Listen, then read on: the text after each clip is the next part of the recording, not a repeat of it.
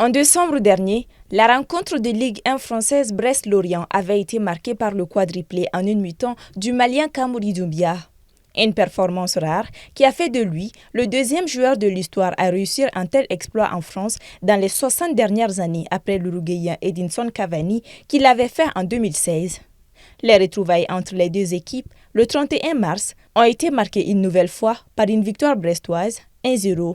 Ce succès permet surtout à Brest de conforter sa place de deuxième au classement et de sécuriser pour l'heure sa qualification en Ligue des Champions. Rien n'est encore joué. Certes, Brest ne compte qu'un point d'avance sur le 3e et 4 sur le 4e, mais l'équipe a déjà démontré sa solidité cette saison. Elle n'a perdu que 5 fois en 27 rencontres et avec 20 buts encaissés, les Rouges et Blancs sont la meilleure défense du championnat.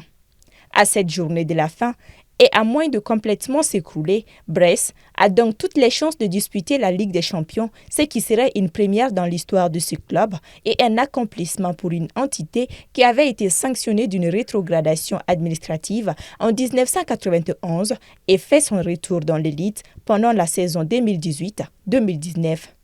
Avant la fin du championnat, Brest doit affronter Monaco de Mohamed Camara et a 2 déplacements périlleux au programme, à Lyon, 10e, et à Rennes, 8e.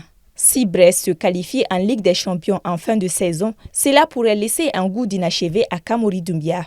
Le joueur offensif a rejoint le Finistère durant les dernières heures du mercato 2023 en provenance de Reims, en prêt sans option d'achat.